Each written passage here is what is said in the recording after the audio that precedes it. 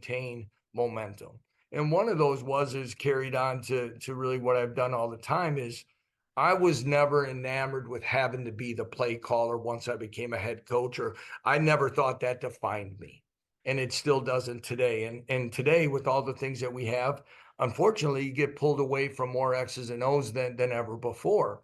But I thought the other things about culture, discipline, how we're going to, expectations within the program, it would allow me to be better at what I wanted our program to be. And what I mean is, and I don't know all the different levels of coaches that we have on here tonight, but my thought was this: I can find a lot of people who are passionate about football and scheming and coaching the kids. I don't know if I can find as many people passionate about the other things that really matter to a football program that we don't get to touch ourselves all the time. And I've had to be you can't game plan, run the program, coach the kids, and then keep a good dialogue with your administrators or your booster clubs, in my opinion, and do it all. And that's why I admire high school coaches and coaches at some of the lower levels where you got to still teach classes and do other things as well. There's so many hats.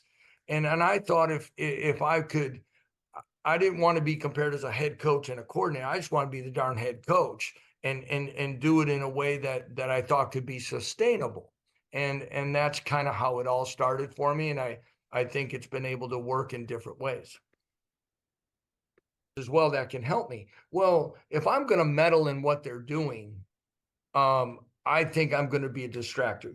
I would try to sit in on both sides of the ball and do those things. The other thing, Keith, and I don't know how it happens for everyone else, but especially when you're, I thought at Whitewater, practice would start our meetings, I don't remember, 1 or 1:30, somewhere between noon and that meeting time, something would hit my desk, usually player related, that was a distraction. Or the same thing happened when I was just, I had a coordinator title. I was doing some of the play calling at Omaha, but Pat Burns, our head coach, is coaching quarterbacks, and he's heavily involved.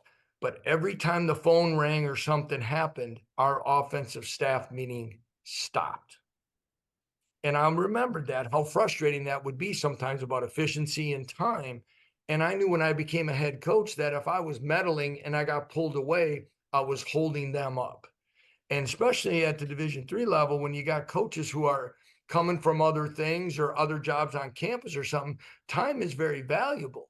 And I thought, okay, I got to make a decision on, is it about my ego or is it about letting these guys do a job? So that's kind of where it's always been. And is that the other thing that I've always tried to focus on with other things is how can I continually make our program better? And a lot of times at the smaller levels, I felt your boosters and anybody that really wants to help you, they get more excited about helping you during the season than they do maybe in May when you've got a little extra time. Right. So you got to hit them at the right time. And where do you find the time for that? So those were things where you can try to share your vision and do some other things, and that eats up a little time. So that's kind of how I've done it.